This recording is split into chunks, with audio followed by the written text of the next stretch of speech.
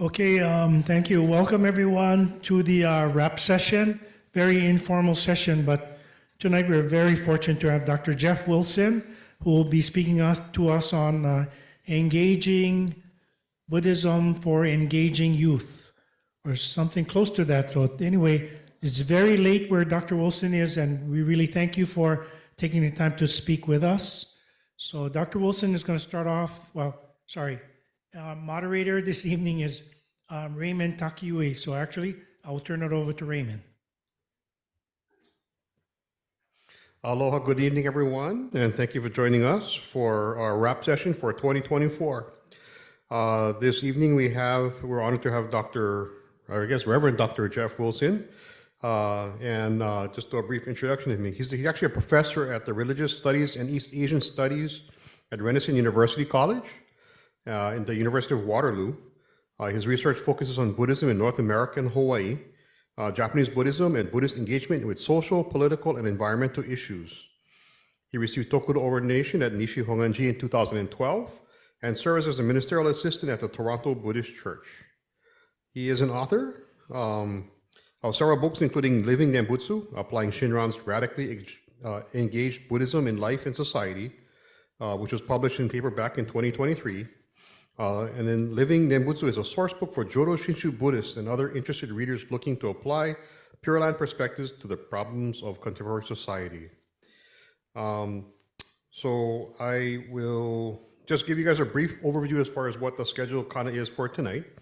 We'll be having Dr. Wilson speaking, first of all, for about maybe half an hour or so. Then we'll have a question and answer session with Dr. Wilson. And then about 6:35-ish or so, as Warren was saying, Dr. Wilson is actually about 5 hours ahead. So, if you guys want to stick around and talk stories amongst ourselves, we can do that. But he'll be here for about half an hour for question and answer. And then we'll hopefully be wrapping up by about 7 o'clock here. And so we can be bright and early back here again for Giseikai tomorrow. So if you have any questions, as was mentioned earlier, we'll be recording on Zoom. So if you don't want to be on Zoom, you can probably put your question in the chat, and we'll get those questions at the end. And I think that's it. So I'll turn it over to Dr. Wilson. Thank you very much for that introduction. Hopefully everyone will be able to hear me just fine, both there on site and here virtually on Zoom. I appreciate you inviting me to speak with you all the way from Canada here this evening. Yeah, it is quite late and quite dark outside, but glad to be with you virtually.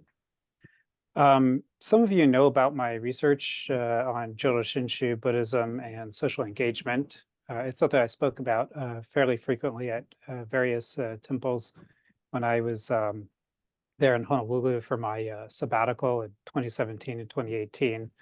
And I've been poring over temple archives and collecting oral histories and examining how Shin Buddhists have been involved in social issues, basically since Buddhism arrived in Hawaii and as well as South mainland. But a lot of my research looks at things from the 1960s onwards. There's particularly good records for that, and I'm still able to talk with some people who are around and can tell me about what happened. And through this research, what I found is that Jodo Shinshu Buddhists, both on the mainland and in Hawaii, have been involved in a large number of causes over multiple generations. So social engagement is not something new, but it's something that's been going on in different ways for a long time.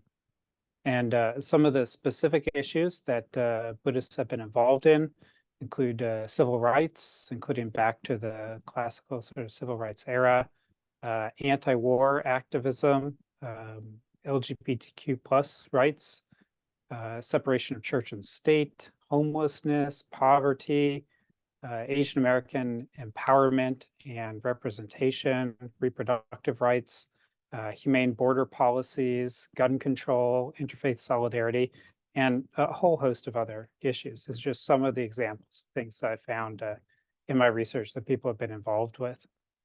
And all of this kind of activity falls under the category of what scholars call engaged Buddhism. And that's why the title here tonight is Engaged Buddhism for Engaging Youth, because I was asked in particular how temples and individuals being involved as Buddhists in social issues, how that might itself be a gateway for keeping younger Buddhists active, keeping them interested, and helping them to feel that Buddhism is relevant and has something to offer to them. The thing is that when you look at the actual scholarly study of engaged Buddhism, it's been pretty limited in some ways, at least in my analysis, because scholars have focused on public activism, like marches and protests, and this has caused them not to pay sufficient attention to how local temples promote engagement with the needs of neighborhoods and communities. So there's been kind of a bias to look at the big flashy things, which are interesting and important, but the average person is engaged with their sort of local community, and that hasn't been given enough attention. And when they don't look at that sort of thing, it causes them to miss a lot of the work that everyday Buddhists do to promote peace and justice and social improvement in sort of the lives and communities that are right around them. In my research, I found that Buddhists of all ages participate in various forms of social engagement. And like I said, I was asked particularly to focus tonight on youth and younger adult involvement. And I think that makes sense because while all ages are involved in social issues, because after all of us are socially embedded people and live lives that are socially entangled, nonetheless, there's a lot of sort of special energy and drive that young people have often brought to social issues. This is true sort of for generation after generation. And of course, I understand that many people are anxious to attract and to retain younger people at the temples and other Buddhist organizations in Hawaii, right? Folks are concerned, we have these priceless communities.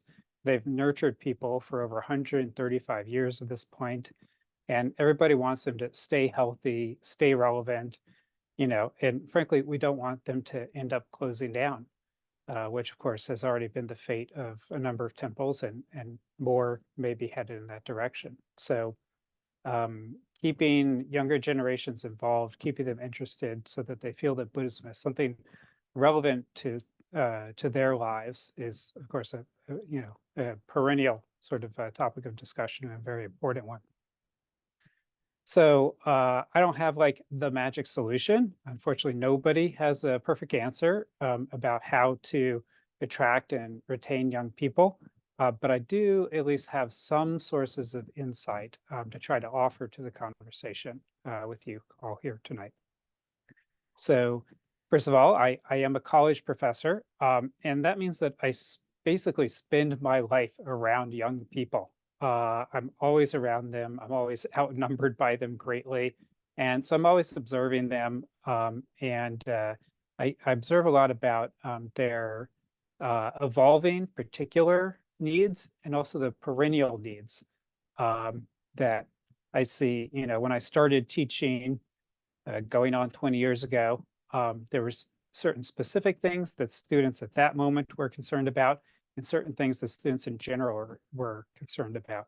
And here today, some of their issues are different, some of the very particular ones, because after all, the world is different, nearly 20 years later. But at the same time, I see some of the very same things. So I know that there are ongoing things that young people are likely to always have on their minds, concerns that we can talk about. There's certain situations and needs they're just always going to encounter generation after generation.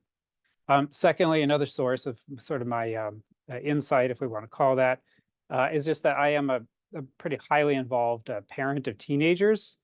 So I'm always hearing about their problems. I'm always hearing about their peer groups. I always am hearing about what's going on in youth culture.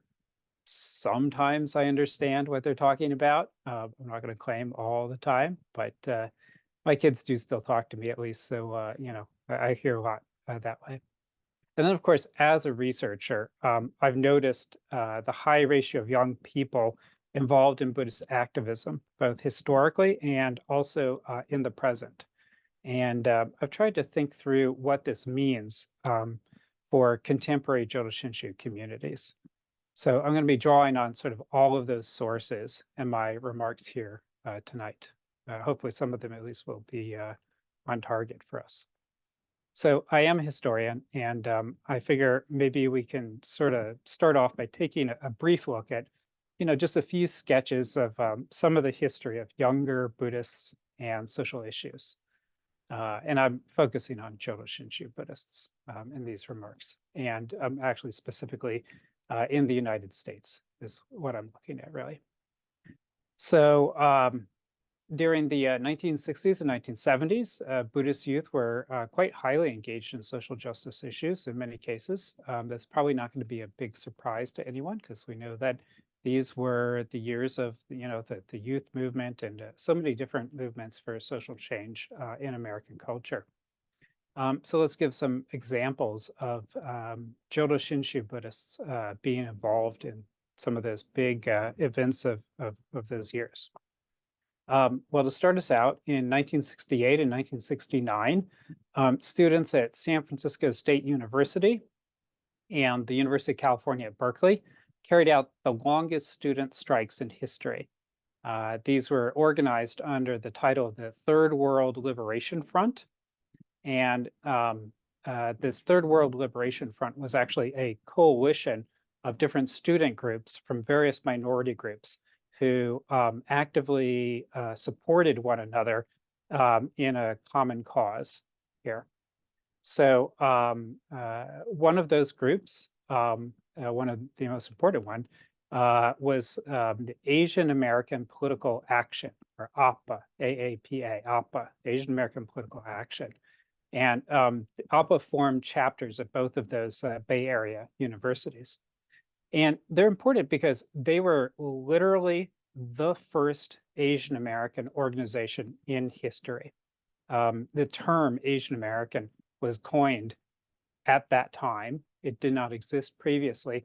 And the identity of being Asian American didn't exist until they basically sort of brought it into being through coining a term and then forming a group and actively spreading this idea of Asian Americans. This was an inherently political category, and so it was an engaged category designed to help describe a group of people and then empower them to see their commonalities and act on them in order to improve things for their community and for other communities that they were in solidarity with. In fact, the person, this term Asian American was created by two people, Yuji Ichioka and his wife, Emma Gi. Yuji is buried, his ashes are in the Dakotsudo at the Senshin Buddhist temple in South Central Los Angeles. So he's a person with strong BCA connections as the Buddhist Churches of America. So you had this APA, which came into existence, and it's the umbrella which gathered various people of different Asian American ethnicities under one umbrella. In reality, though, it was strongly dominated actually by Japanese Americans, especially at San Francisco State. And it was interesting because this was the first time you had an organization that wasn't ever based on one specific ethnicity and that carried that Asian American title. Over at Berkeley, a very interesting situation occurred because when the Berkeley APA decided to join the Third World Liberation Strike, they were speaking with the African American Students Union and the Chicano Student Union, and to try and decide were they going to join the strike, because it's a very big decision. They were led, the sort of strike organization was led by a young Jodo Shinshu student named Ron Miyamura.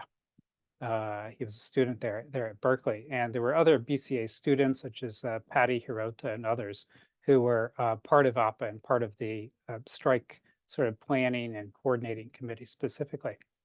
And in order to call the decision to make the strike and to plan the strike, what they did was they actually held a meeting at the Institute for Buddhist Studies, which you're probably aware of. This is the Jodo Shinshu Seminary there in Berkeley.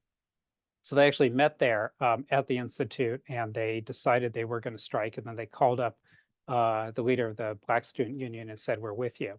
And then they went on the picket lines, and this, like I said, was the longest strike in history. And these strikes were successful. This is a while ago, so people may not remember, but those strikes specifically directly led to the creation of the very first ethnic studies and the very first Asian American studies programs in the world. They were a result of those strikes there. The following year, actually on February 14th, so Valentine's Day, this is 1970, so there'll be 54 years this coming Wednesday. Hopefully everyone is prepared to have a good Valentine's Day. On February 14th, 1970, then a number of BCA members, such as Ron Kobata, Isao Tanaka, Kathy Kojimoto, and others, and some people who are beyond the BCA, they delivered supplies to the Native Americans who were occupying Alcatraz Island in San Francisco Bay. There was this big occupation. People who were around at the time can probably recall this. It was a very significant event. And so this group of people who identified with their cause, felt that this was something that was worthy to support.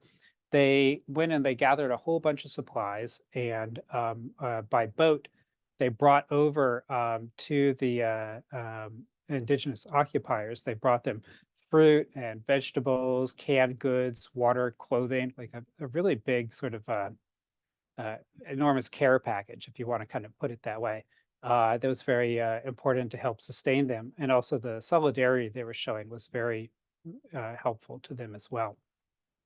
Some of these people, such as Ron Kabata, he was 22 years old. He just graduated from Berkeley, where he'd been involved in the strikes the previous years. And these young people, they toured the island there. They expressed their solidarity with the occupiers, and they learned about the various indigenous initiatives that were going on. So this was another sort of thing that young people and others were involved in. And then the year following that, the Western Young Buddhist League, which was the major young Buddhist sort of organization in the BCA, they officially supported the farm workers' grape boycott, which was occurring at that time. And so they put out an official statement supporting it. They urged their members to become educated and support the grape boycott. They held sort of rap sessions about educating themselves over this sort of thing. And it was a big cause that they were supporting. And then that's 1971. Following year, 1972, and this will be my last of those sort of earlier examples. But in 1972, some of the leaders of that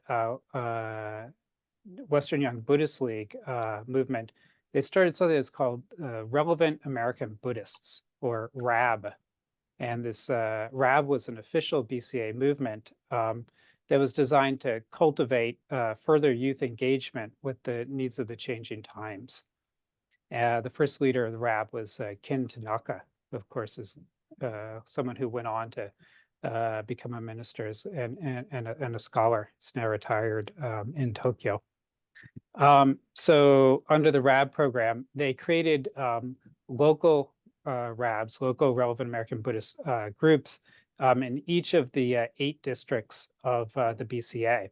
And each one received funding from the BCA. So these were official programs, and they received institutional support from the local temples. So they were given space to meet and other sorts of resources. But although they were receiving help from the BCA, RAB was entirely run by young people, by young adults. The official ages for RAB were sort of late high school through about early mid-20s or so. And this was led entirely by them. They had the national leadership, they had the local, chapter leadership, and so on. And this, was a really, really productive program for younger people's engagement that they created there. These RAB groups, they produced Buddhist journals for young people. They held gatherings that were sort of combining socializing and serious talk about issues that people were facing. And they very importantly, they gave young people the chance for leadership and for self-determination within the Buddhist churches of America, which had a very significant youth culture, but not youth leadership beyond, a certain level. So this was very important to have their own spaces and be able to direct sort of their own agenda. And one of the most interesting and important programs that they developed was this long retreat. I want to say it's something like a 10-day long retreat that they would do annually in San Luis Obispo, where they would gather 50 young people and ministers, and they would have these quite intensive schedule of meditating and chanting and engaging in group and individual reflection. They all these different practices, really interesting things that people told me about. Like they had this one where at night, there in the hills, there was like a trail, and they would put little, like candles and little paper lanterns, and space them out fairly widely along the trail. And then in the dark, people would retreat members would slowly walk up the trail. They'd see the first light and they'd walk towards it in the dark and the quiet there. When they got there, then they were starting to put their hands together in gasho and bow and say the Nembutsu, and then they would travel on to the next one and repeat it. This long sort of circuit they did, a really interesting sort of reflecting exercise. Lots of other things they were doing as well. The RAB was a significant driver of the Taiko movement. These days, we think of Taiko as a really sort of quintessential Japanese American, especially Japanese American Buddhist activity, but actually it was something that primarily arose in the very late 60s and was driven by RAB and similar youth movements, especially within the temples. And a lot of what that was doing, the RAB and the Taiko, was provoking deep personal reflection and also group discussion about Japanese American Buddhist identity, and coming to have a clarity on one's identity was a very important issue. This was a genuine social issue of the time, and was really meaningful to the people who participated in these sort of RAB events. RAB did other traditional sorts of activism as well. They, for example, engaged in various forms of opposition to the Vietnam War. The RAB movement, it really significantly revitalized the sort of Sansei Buddhism on the mainland, and produced many of the biggest future leaders of the BCA. People like Ken Tanaka, Ron Kabata, Ron Miyamura, Jay Shinseki, Brian Nagata, and the current BCA bishop, Marvin Harada. These were all people who were involved in RAB and nurtured by that. So that's how one generation handled it. But I don't want to suggest that young Buddhist engagement is a thing of the past, because that's not at all true. These are just some particular examples I like to talk about. It's been going on ever since then, is going on right now. Again, here in the mainland primarily, we have this interesting thing called Young Buddhist Editorial. This is a kind of network or coalition of high school, college age, and post-college young Buddhists, which started in 2020. And they decided that they, wanted a sort of a young person's organization outside of the BCA in a formal way, but with good relationships with it. And they put together a very sophisticated website and a sort of an online magazine, which is updated regularly. They've held all sorts of educational sessions and workshops on current issues to educate themselves. So a lot of it has been about young people going, educating themselves about some current issue that's of interest to their sort of peer group, and then going and holding a workshop and sharing what they've learned.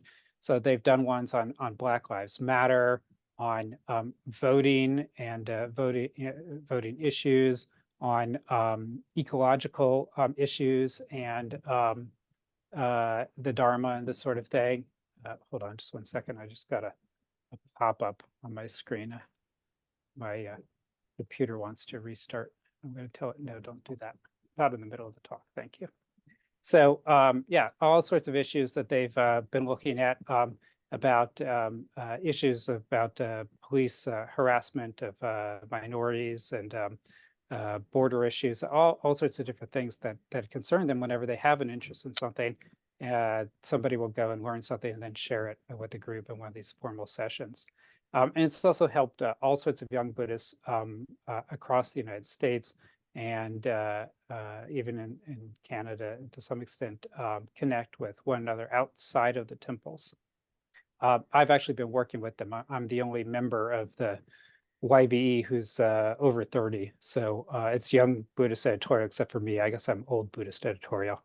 But the passion that these young people, these young Buddhists show for engaging with each other and with the problems of society, I found it really inspiring to work with them. So let me check my time. Yep. Okay. I should just speak for another few minutes. We did start a little bit past the half hour. Let me try to address, what do young people want? Because I think this is one question that we often ask ourselves. That's something that is best answered by young people, but at the same time, I do have some suggestions because I'm around people a lot and it's literally part of my job to pay attention to this sort of thing. So what do I find as a researcher and as an observer? Well, one thing that young people want is they want strong peer groups for support. So they really want to be around other young people, and they want kind of the insulation of other young people. And they really don't want to do things as individuals very often. So what this means is, for example, if the temple or other Buddhist organization is trying to put on some sort of put on an event of any type, and they want young people to go, even if it's something that would be naturally attractive to an individual younger person, that person is very unlikely to go unless they know that other young people will be going, especially any of their friends. Once they know that some of their friends will be there, then they're vastly more likely to go to the thing. And then on the other hand, if they don't know anybody there, or if there's not going to be anybody in their age group there, even if it's like something they're a huge fan of, they're very unlikely to go. So there's you only need a few people, but you need a few people to start sort of a snowball process to reach a critical mass of younger people. They don't want to go to a thing if they're going to be the only person there. So they want strong peer groups. They want the support of that, but they do also want connections to older generations, especially elders. So this is another thing that they want at the same time. Young people, they want independence, but they also crave mentorship. And they want to learn about the world, which is something that people with experience are able to provide. So both of those things are true at the same time. Something else is that young people really want to feel that they can make a difference in the world. There's a lot of hopelessness out there. There's a lot of fear out there. Our media environment, and especially the online media environment that all young people are absolutely immersed in all day, every day, is a world that's full of fear, full of hopelessness and quite chaotic. There's a lot of storylines about the climate is changing, we are killing the earth, and there's nothing that anyone can do to stop it. Or the country is fracturing, politics doesn't work at all, Congress is useless, and there's nothing we can do to stop bad politicians from taking over. And there's a lot of these very negative sort of scripts that one encounters. And what young people want, though, is to feel that they can make a difference in the world. They don't want to be given hopelessness. They want to be given hope, and then they want to feel that they're actually making a difference. And then one more thing I want to stress is that young people very strongly want to create a sense of identity. And this is something that's both a sort of a personal individual identity and also a group identity, and find themselves as individuals within a common group. It's a very extremely strong impulse. So something we can do is educate younger Buddhists about the past struggles and successes that young Buddhists of the past have had. And this is one way that we can help actually to them to ground their identity in a positive Buddhist identity. I think that's something that can be helpful to them. So it's 11:06 where I am. I'm going to close my opening remarks.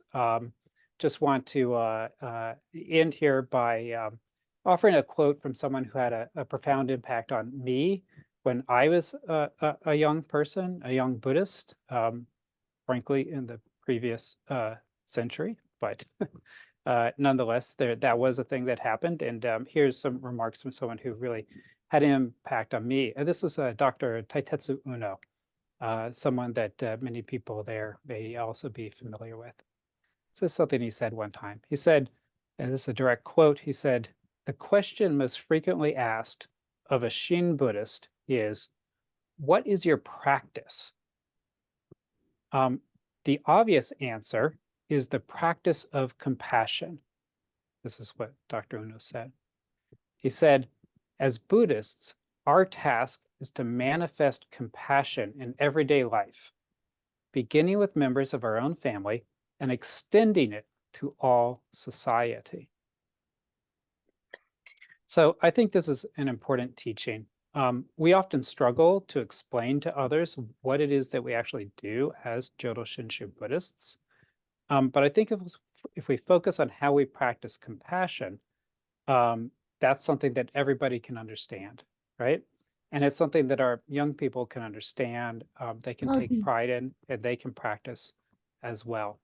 So being involved positively in social issues and doing so as a Buddhist, I think this is something that we can offer them as something important.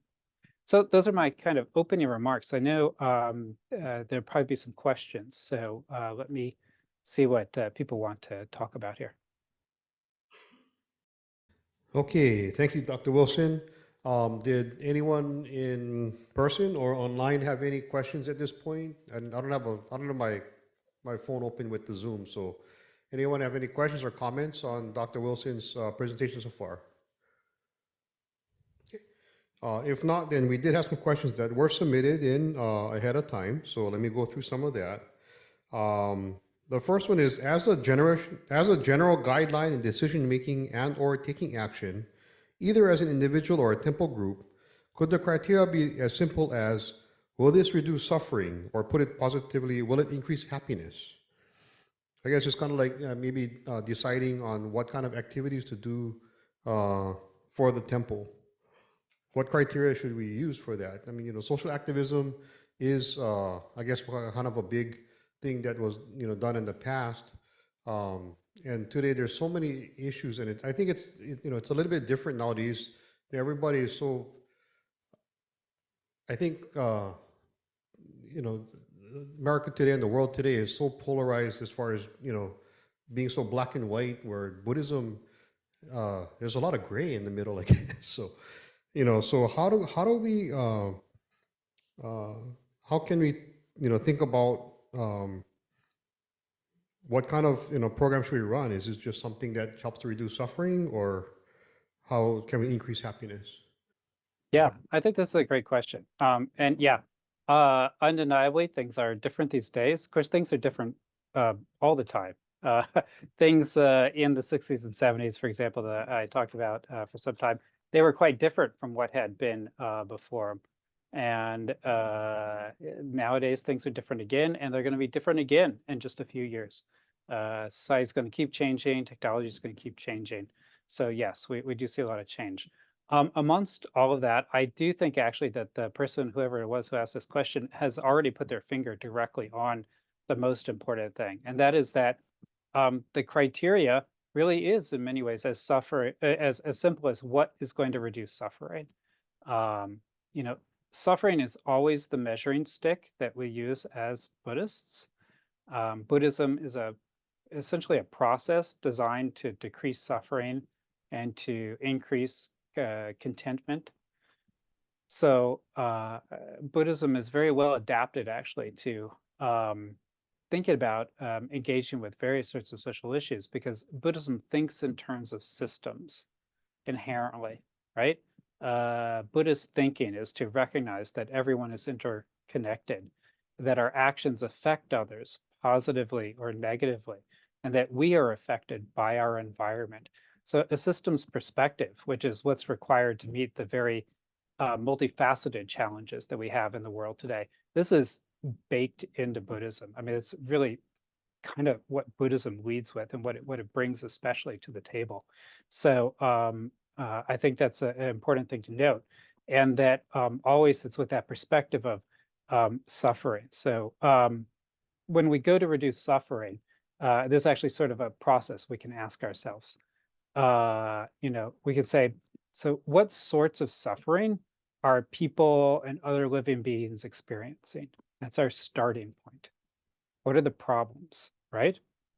And then we can say, what are the causes of that suffering, right? We're following the Buddha's example here, right? This is like the Four Noble Truths. The Buddha starts out by saying, we recognize that there is suffering. And then the second noble truth, they're talking about what are the causes of suffering, right? So this is a process that we can do just in thinking about the difficulties in our world today. Once we figure out what some of the causes are of the sufferings that we see, then we ask ourselves, what changes would reduce that suffering? How can we help to bring about those changes that are needed? And this is like kind of coming up with an engaged Buddhist Eightfold Noble Path, right? The fourth noble truth here. We recognize their suffering, we figure out what the causes are, and we think about what could be changed in order to help with that suffering. And then we put that plan into action. So I think I like that question quite a lot. I think it's right on the money. Thank you. Okay, the next question that was submitted was, how can the Hongwanji support youth through the generations? Not just one generation of youth, but support them throughout their lives into adolescence and young adulthood and into the next generation. We have some active young members, but then participation fizzles out during adulthood. Yeah, that's the truth, isn't it? That's not new, and that's not even slightly unique to Buddhists, right?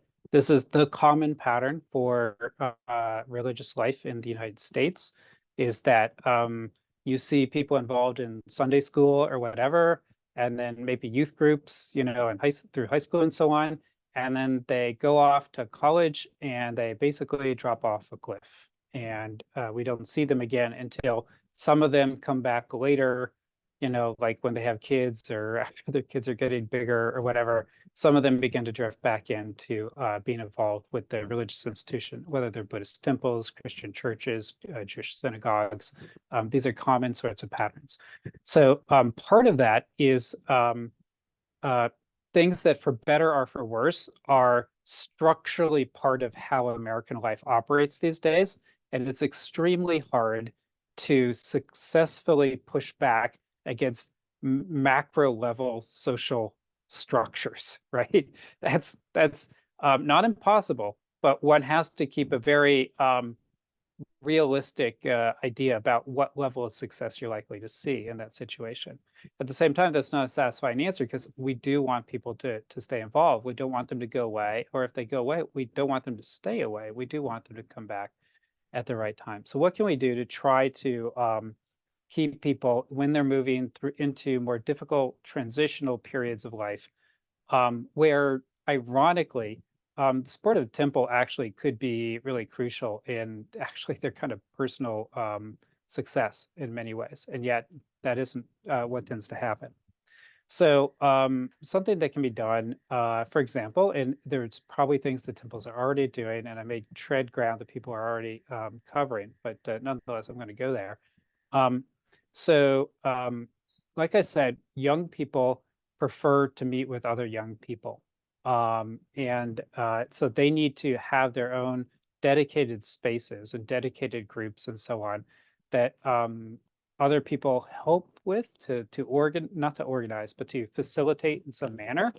But a real key is usually going to be genuine leadership by the age group that you're looking at. So if it's high schoolers, the high schoolers need to be taking the lead. If it's college age students, they need to be the leaders. If it's, sort of people in their sort of early mid 20s before they've necessarily started to have families and so on, but maybe after college is over, they need to be the people in charge of that sort of thing. So temples can certainly help to build young adult discussion groups on Buddhist themes that maybe with the sort of overt idea that people are going to talk about Buddhism, but as applied to real world problems or issues.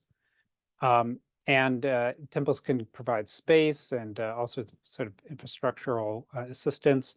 But it also may be good to have those off-site, so at people's homes or their apartments or other sorts of spaces. It's good to make the temple available, and it's also good to not always make people come to the temple. That's not easy for the temple to do, to somehow help beyond the temple's walls. But truthfully, meeting people where they're at, that's like the most ancient Jodo Shinshu practice there is. Shinran didn't have a single temple. There's no Hongwanji during his time period, this sort of thing, right? Shinran went out into the countryside where people who are unserved by Buddhism lived, and he went to their homes and he held Dharma gatherings in their homes and this sort of thing. And he traveled around and did this sort of thing.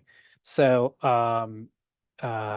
maybe thinking about Buddhist community as something that can be fostered and can exist not only within the grounds of the temple, but might be nurtured in other spaces, I think is quite important, especially because if we have a healthy ecosystem of non-temple Buddhist activities and spaces, that's all going to come back into the temple in the fullness of time, right? Helping out there ends up helping over here as well. So those are some thoughts. Also, if we think about younger people, frankly, the people at temple are fairly older at this point in many cases. So we can even go up another life stage to talk about parents of young children. So people kind of like in their late 20s and their 30s, and so on. Those people, they're not youth, but they're also young people who sometimes aren't at the temple. They can be assisted. Obviously, they can come on Sundays and they can put their kids in Dharma school and this sort of stuff. But it's really great if they also have some opportunities other than on Sunday mornings, like maybe, I don't know, like a Wednesday evening, young parents social / Dharma gathering where the temple provides childcare while the parents are off talking amongst themselves. And this is something that can really help to build a peer group for them, give them support, this sort of thing. So these are some things that are good as well.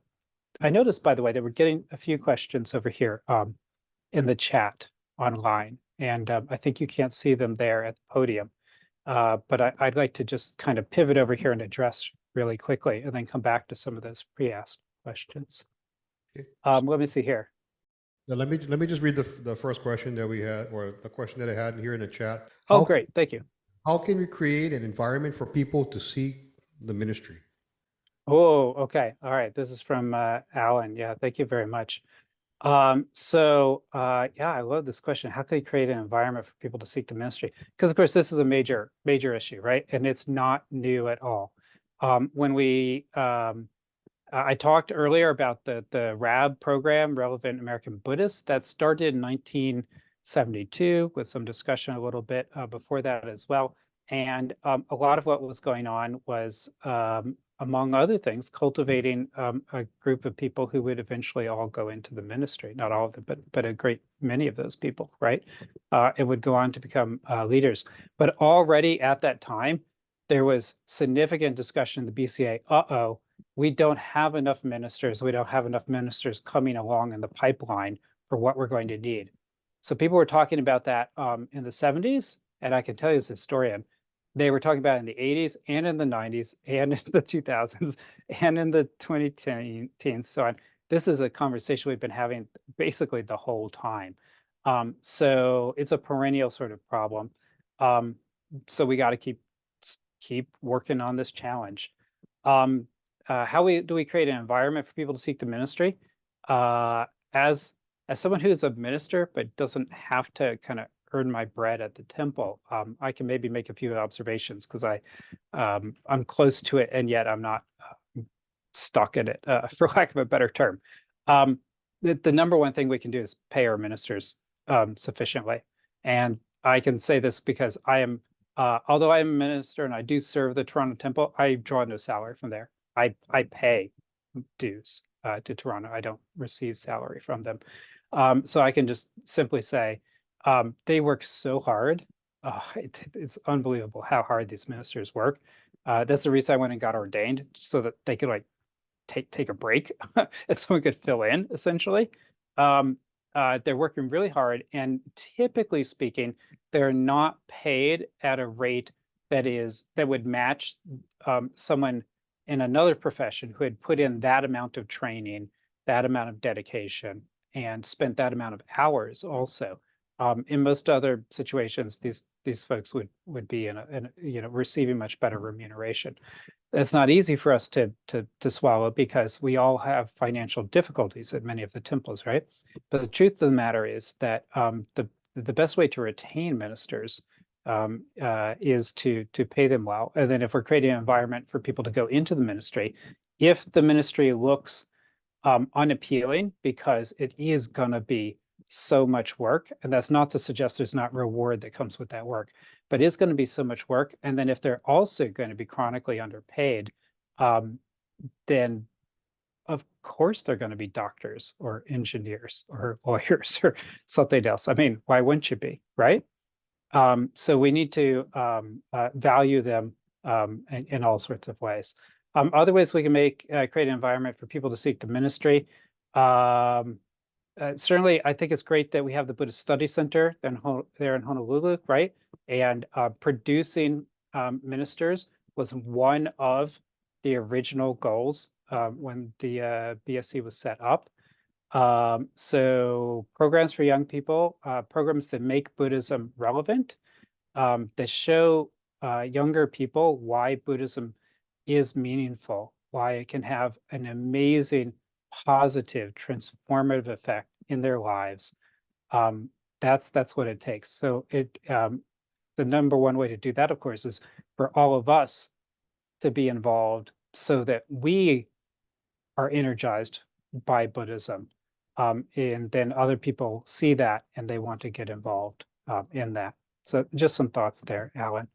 I note that Rod Moriyama asked whether there'll be presentations of what young people did in the past that we could share with the young people. Yeah, Rod, I actually talked about that at some length at the start, and I think you may have joined, unfortunately, after I'd already done some of that, but it was recorded. So you can do some of that. Also, I'm working right now on a book that is going to talk about all sorts of stuff in this area. So part of the reason I'm writing that book is specifically so that the younger people who don't know those stories will be able to read that and take inspiration from the previous generations and use that as fuel for their own lives. So that's one of the things I'm trying to do there. Dr. Wilson, I had a old school chat message that was handed to me. So let me read this one here. So, Sure. Dr. Wilson, you mentioned your interaction with younger people. You also mentioned social media and instant gratification. Is shorter attention span of younger people a stereotype or is it a real challenge? It's a stereotype that is real. So yeah, it's a big stereotype and it's 100% a real phenomenon, which is a really significant challenge. And not just a challenge for us as people who, we all use electronic media as well all the time, right? But we all lived in a world that is gone forever, but we did live in a different sort of possibility where we knew that it was possible to also live without that sort of stuff. That's something that a person born in the last 25 years has no experience with, and that world will never come again. Our species will never, as long as humanity ever exists, will never again not be inundated with this media. This is the new reality of us until the end. So we have to recognize that we are unusual, that we lived through a transition into the new future of what it is to be a human being. Part of that future is an extremely distracted, extremely chaotic, highly manipulated by these devices sort of reality. And so young people are they're nurtured by these things and by the people and the relationships they build through there. And they are also highly exploited by these devices and by the companies that try to draw them in and to keep them in there. And they're also deeply affected by the many toxic people and relationships that exist online. So all of these things are true. They're very damaging, very, very damaging. They are also very supportive and useful for young people. All of these things are true. But the things, they're not going away. No matter how much we may hate them, I personally hate them so much, actually, especially as a parent of teenagers who are deeply addicted to them, no matter my best attempts to show them other possibilities of life. But they're not going to stop. So therefore, we have to reckon with them and find ways to help people to have healthy lives that are lived while being partially, digitally involved in these ways. So people are very, very distracted by them. But that's not all they're doing. There are a lot of positive things also involved. I've seen my children develop really great friendships with people, in other countries and in other situations. They would never have met people and learn all sorts of great stuff. So anyways, just affirming, you're right. Yes, they're very distracted, but we have to work with the situation. Let's see, you got one more question that was submitted on chat. Mm-hmm. How can the Buddhist teachings help guide young people through challenging times to provide that self-efficacy and hope that they crave? For instance, isn't the Four Noble Truths fairly pessimistic since the cause of suffering is ourselves? If all we can do is focus on the self, it feels rather hopeless for trying to enact social change and changing the minds of politicians and the larger community. Very good. Yes. Thank you, Emmy, for that comment there and question. So I'm just looking at it here because it's a fairly long one and multi-part, and I don't want to neglect any of this. So the question is, how can the Buddhist teachings help to guide young people through challenging times? And how can the Buddhist teachings provide that self-efficacy and the hope that they're craving? As well as talking about whether the Four Noble Truths are kind of pessimistic. So this is something that, because I teach Buddhist studies at the university, and I'm teaching my course called Buddhism right now. And we just talked about, I'm trying to talk to people about Buddhism, but I don't want them to become too depressed. And also, frankly, I don't want them to drop out of my course in the first week. I want them to stay at least until after the enrollment period ends. So what is the tactic that I have taken with this? Because if too many of them drop out, then my course gets canceled. Then I have to teach in the summer. I don't want to do that. So what is the way that I have found to present Buddhism positively to people while being truthful about it? Because if I make things up about Buddhism, I'm in trouble. So what do? I don't start with suffering. And even though I said that suffering is central to Buddhism earlier, we have to note that suffering is not what it's all about. Suffering is the problem, but Buddhism is not about problems. Buddhism is about solutions. Buddhism is a system designed to end suffering and to bring about contentment and happiness. You have to start with noticing the problem so that you can get past the problem. You know, it's like saying that medicine is all about illness. Well, of course, you have to diagnose where there's problems, but the point of medicine is health, right? So what I do is during week one, back in the day when I was fresh out of graduate school, I would go in week one and I would start talking about suffering. I would say, Buddhism says that there's suffering in every life. And here's all sorts of suffering that Buddhist philosophers of the past have analyzed. And there's this and that, everything. And there's so many lists. Ancient Buddhists just love their lists. So there's so many lists of how the different kinds of suffering exist and everything. And then like half the people would drop out. And I don't blame them. You know, their lives are very hard. And then I'm just up here going, well, there's this suffering and that suffering and everything. I don't do that anymore. What I do is I go in week one, I start with compassion. That is literally, that's our topic because we have a topic each week. I start with compassion. And what I say to them now is that Buddhism is about compassion, that this is the central value and that everything in Buddhism flows from compassion. And that is true, actually. So in the second week, I do talk about suffering, but I wait until the second week. And when I do, it's after I've already spent several class periods talking about compassion and what compassion is and why it's important, why it's so central. So by establishing that fact that compassion is what Buddhism is about, by the time we're talking about suffering, they automatically connect it. They go, oh, because Buddhists are compassionate, that's why they notice other people suffering and they move to help them with it because of that compassion. So they go and they see people are suffering because of the mental mistakes that we make, our attachments, our greeds, our craving, our angers, our self-protections, our ignorance, everything. And Buddhists go and try to help them to notice those things and work with them and work past them so that they'll have more happiness in their life. And we also talk about how, going all the way back to the time of the Buddha, many ancient Buddhists in the meantime, Buddhists have always also been involved in altering society in ways that were meant to be positive for others. In the first week, when I'm talking about compassion, I talk about like King Ashoka, the great Buddhist emperor of India, how he built hospitals and homes for widows and the first veterinary hospitals. And he built roads and dug wells. You know, he vastly improved the lives of poor and marginal communities in India.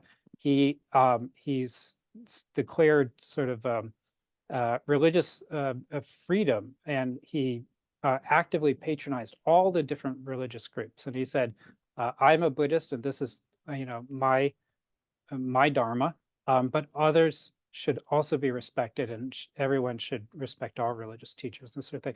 So he was a greatly involved person and a real role model. And I'm telling them about this because it's out of the compassion that people are working in society, and out of the compassion that people are working to help individuals with their internal issues, which are, of course, an important part of Buddhism. So that's my approach to these sort of things. If it all flows from compassion, and this is why I quoted Dr. Uno about this as well, then it all kind of falls in place, and that helps us to not get bogged down by the darker, more depressing sort of aspects of things. Oh, I have a question over here, Dr. Wilson. Oh yeah, somebody at the mic. Thank you very much. Please. Hi, Dr. Wilson. I've seen you on some YBE calls. My name's Koki. I'm also in YBE, so thank you. Yeah, hi, Koki. Yeah, thanks for coming out and your attention to this tonight, staying up so late, and also in your career, and for the shout out to YBE. I wanted to come on the mic because I almost didn't come tonight because I was I was worried that I was going to have to rap because it's called a rap session. Yeah. Oh yeah. Well, I talked to my dad about it. Apparently, rap session means like talk story. So It does. Yeah, yeah. It's talk story, but for like really old people, it's what they used to say. and Yeah. it's really ironic too that this is to engage Yeah. in food. Anyway, Yeah. funny. Yeah. But sorry, real quick. That also Please. like Buddhist rap was one of my first introductions to this topic when I was a student at Pacific Buddhist Academy in the intercession, and Dr. Tanabe was there and had us do Buddhist rap. So maybe that's the other reason why I had the correlation. Anyway, so I do have a question, which is about your consideration or coming across concepts of scarcity and abundance in this work of retention and the future of temple engagement, because that was really like top of mind when you were talking, as well as ways that scarcity can pivot to vulnerability in order to invite engagement. So any thoughts on that would be greatly appreciated. Mahalo. That's great, but I don't think I really understood. Could you wrap that question, Koki? No, I was told I wouldn't have. I'm just kidding. No. Okay, all right. I will wrap my answer. Oh wait, sorry. I'm losing the signal. Okay. Anyways, so the question, which is an excellent question, is about abundance and scarcity. And some of the ways that we've talked about this in YBE, and I've been in certain conversations, you've been in certain ones, so we may or may not have exactly the same experience with this. But what I have noticed in YBE, and this is not unique there, but the conversation has often been about the idea that the historic Buddhist institutions these days, and not just recently, but for a while now, have a kind of scarcity mentality. That there's a tendency for the BCA, for the JSBTC here in Canada, for the Kyodan in Hawaii, to say, oh, we have these big expensive temples, and there's termites and problems, and how do we keep it, and all the people are moved away, especially for the rural temples, how do we hold on to what we have? What we have is so precious, but it's falling through our fingers. So it's a real sort of a feeling that we're losing, and that there's that sort of scarcity mentality of like what we have isn't enough and it's becoming less each year. And that's like a super depressing thing to lay on young people, to be like, why would you want to join a group that is like falling apart or is afraid it's going to fall apart or something like that? And the YBE mentality, which was really impressive to me, that Devin and others were promoting, was one of abundance, one of like, okay, over there, BCA or whatever has its problems, but here amongst us, we're young, we're full of life, we've got a lot of ideas, we've got energy, we got things to give. What can we get together and create? Rather, what do we kind of hold on to in some ways? So this is how, for me, I saw some of that conversation going. The idea of not being scared of the sort of scarcity mentality of the older institutions, but inspired or intrigued by the potentiality of the abundance of things that we could create, that we could bring forward. I don't know if this is hitting where your question is coming from or not, but this was what I was observing. I was so impressed by that. And honestly, it got me thinking about this sort of thing and about the ways that I fall into these sort of mindsets, and got me thinking about, well, instead of worrying that all these things that I value aren't going to be around, what can I do to add some value, to do something interesting? And so, for example, so then I went and created a social media account about engage purely in Buddhism, and I started putting stuff out there. And if it didn't have any return, I mean, what did it matter? It didn't cost me anything. It was just the thing I was doing, And I was like, I can do this. I've got the energy, I got the interest, and it may succeed or it may not succeed, but I've done the thing. And it has had a lot of positive response. So coming from that idea of like, what can I do? You know, what would be good to do? What would be fun to do? What would be meaningful to do? Instead of like, you know, oh no, how do we get people to be a minister and show up on Sunday and everything, you know, which are real questions we have. And those are legit questions that people do need to ask and they do need to answer. But they're maybe not questions that we need to get people in their 20s to answer for us. You know, I think that it's wonderful that people have had this idea of trying to do something new and put something out there in that way. YB, I think, has been a really positive thing. I don't know if it's going to be around that much longer. I really just have no idea. As a historian, I know that initiatives such as this they tend to have a certain lifespan, and then that lifespan tends to naturally pass on because people are at a certain place when they start, and then naturally they go through changes in their lives and they're no longer available in that way. And so we don't always have more people to come in.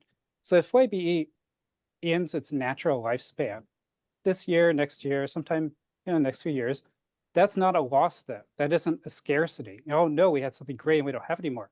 It did all the things it's supposed to do. Really great, you know, especially during the pandemic when we're locked down, during the most sort of concerning Black Lives Matter protests and other things going on, where we really wanted to share with one another, support people who were suffering, feeling disconnected. You know, YB really provided a lot there. It's done a lot of education. It's built a lot of relationships, and you know, it's a really great thing. So to me, that's a great inspiring example of, you know, maybe YB will keep doing that. We'll get some more fresh blood in here and do something. That'll be great. But even if it doesn't, there'll be something else that comes along too. That's the other thing I can say as a historian. Now I'm going to put on the old guy looking backwards a history hat. This keeps happening. Like this happened before the war. There were all these young Buddhist groups, and then they got disrupted by internment, especially here in North America. And then afterwards, then there was this incredible flourishing of young Buddhist groups. And then they kind of fell by the wayside. And then we had all those people I talked about who came along and did all this great activism and created the Relevant American Buddhists and all this sort of stuff. And then that went on. But then more people. It just keeps happening. Now we got YB these days. I'm hopeful that we'll keep having that sort of pattern. Yeah. I don't know if that's a very helpful answer, but this is what I thought about when you brought it up. That's awesome. Thank you so much. Thank you, Koki. Thanks for all you've done in that group. It's been great having you as part of that. Thank you, Dr. Wilson, and thank you for the question as well. We have one more over here. Yes, Dr. Wilson, I don't want to follow Koki because her question sounds so, she started out so well. But I guess I'm always thinking practically, and you are at a college in Canada, professor of religion and Buddhism. And one topic that's always come up for us is the Buddhist Study Center right on the campus of the University of Hawaii. And so if you were going to design a program at the BSC or for the Buddhist community, what would be important in that kind of a program? Oh, really good question. Thank you. So I have my own ideas, but if I am assuming that the question is about what would we design that might be relevant and interesting to younger people. So people in their teens, people in their 20s. I'm guessing. Yes. We assumed, well, yeah. Okay, good. All right. So I do have some ideas, but rather than sharing them, I think what I would do, so let's say, let's imagine that somebody retires, at the University of Hawaii, and that I come there to fill a position, right? Or I'm appointed as the director of the BSc or something like that. What am I going to do? I have ideas, but the main thing that I'm going to do is I'm going to go poll young people.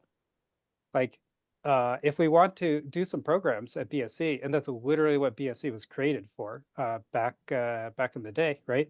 I'm going to go and ask young Buddhists and people from Buddhist families, what would you like to see us doing? You know, like, and I'm not going to say, why don't you come to temple, or why don't you come to BSc?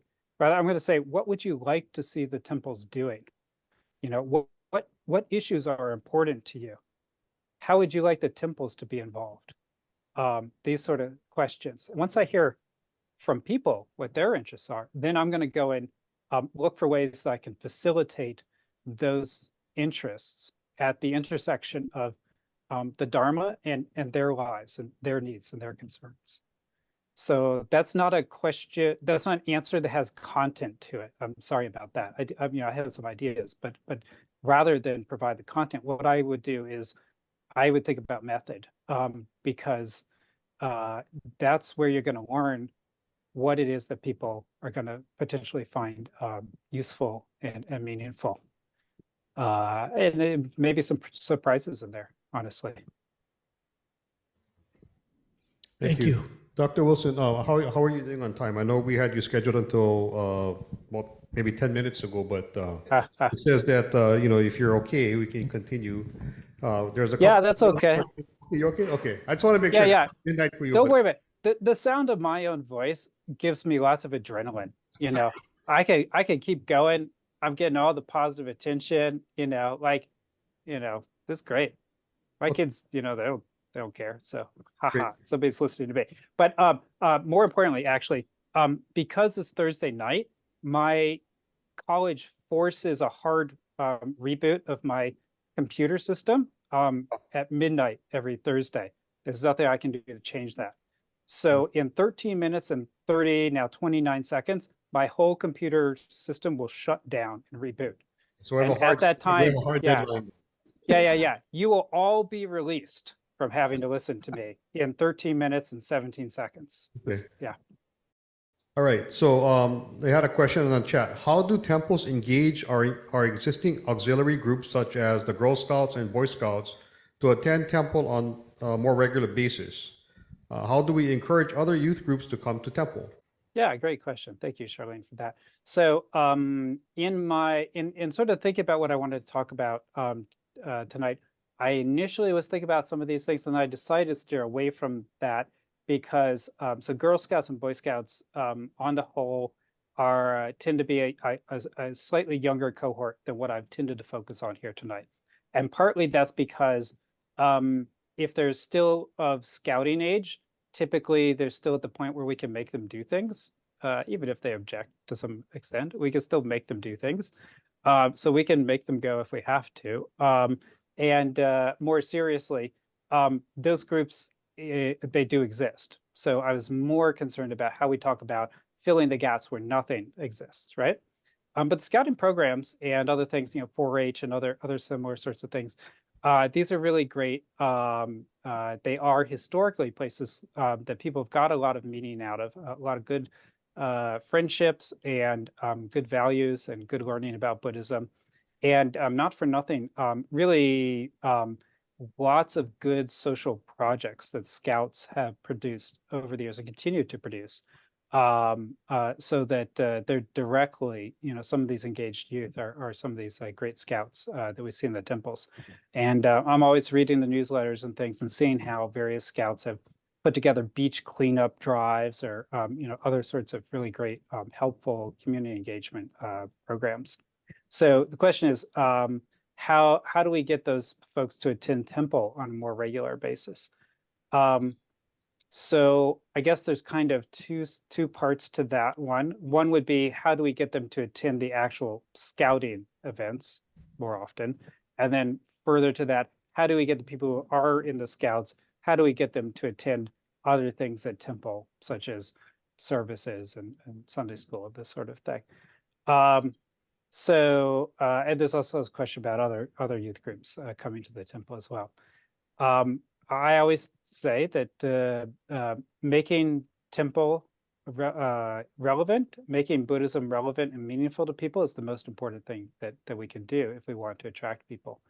And also, I would sort of apply my previous answer, and that is go and ask people.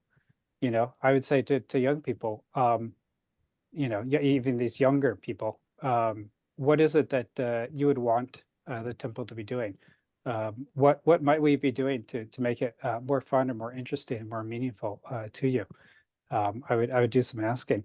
Also, something that I should have said with the previous question as well, and I'll put in here is too. I'm a big believer in youth leadership, and again, one of the ways to help with that is to pay people.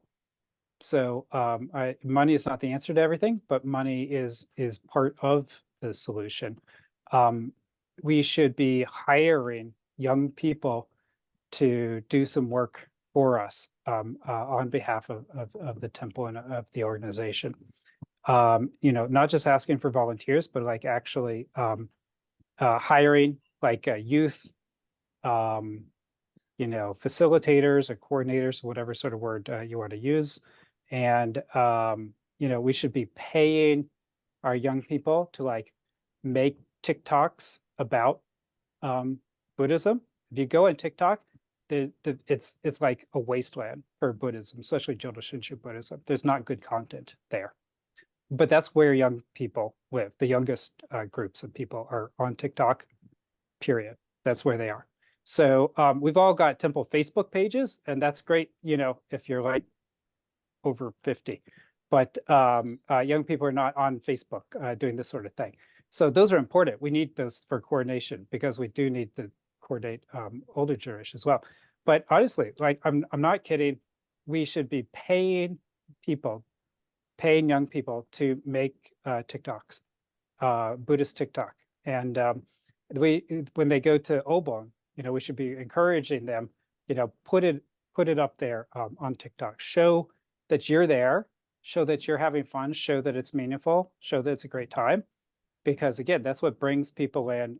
When young people see other young people doing stuff, then they feel more comfortable, they feel more enabled to come and be involved themselves. So paying them to make social media and to run their own groups and this sort of thing. I'm not saying break the bank on them, but doing something is with some sort of remuneration is, I think, a perfectly fine thing. The truth of the matter is the evangelical churches and other groups are doing this. They all have youth directors and all this sort of stuff. And it's perfectly plausible for us to do that same sort of thing. Okay. Thank you. We have, I think, one more in-person question. Dr. Wilson, thank you for speaking today. I think it's a really important topic. My name is Glenn Inanaga, and I'm honored to be the first vice president of the Buddhist Churches of America. Question for you, more practical one. How do you really how do you practice or engage Buddhism without creating divisiveness within your Sangha? Because some of the topics that you mentioned are really important topics, but obviously in the nature of the world that we live in now, create a lot of division too. So I'd be curious to hear your thoughts on that. Thank you. Yeah, it's a very important question. So there is a school of thought that one finds in various Buddhist communities, so that we do also find in our community, which is that because our temples are in fact politically diverse and always have been, that therefore we should not ever talk about politics or not ever talk about social issues, because you can't really do it in a way that is going to make everyone happy. And causing trouble within the Sangha is a serious problem that we don't want to do. So that is a school of thought, and I understand it. Historically, though, people have really been involved. And I think what we need to do is, as Buddhists, talk to each other about what it means as a Buddhist to be in this society with its various challenges and what Buddhism has to say.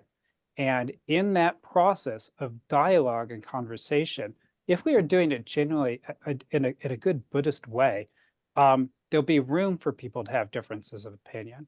There'll be room for people to come down here or come down there, right? And there'll be understanding of one another that we don't all think alike, but nonetheless, there can be respect for others, right? That's very, very important. We don't want to damage that. We don't want to do this wrong. If we do it wrong, even if we manage to get the whole temple like to agree with our particular political position and then to like, I don't know, go out and march on it, whatever it may be and everything, we have actually failed if we did it in a non-inclusive way that drove people away and we didn't uphold our Buddhist principles, right? But if we're able to do it in a good way, in a compassionate way, there's no reason that we can't say, we believe that it is in line with our Buddhist principles to be supportive on whatever this issue. And we invite the Sangha to come and be involved in this way. And then people will make their own decisions. And some of them will say, I don't want to do it, or I'm busy, or I don't agree. And then they're still welcome in the Sangha and this sort of thing.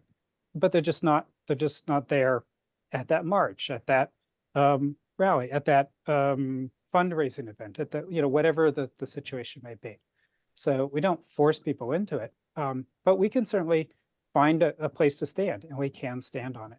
And we can do so in a way that is not excessively polarizing or marginalizing of other people, and who, generally speaking, despite the intense polarization that we see in society these days, in most cases, people come to their places of whatever their positions are through their life experience and through the influence of their peers, and not because they're better or worse people than any of us, right?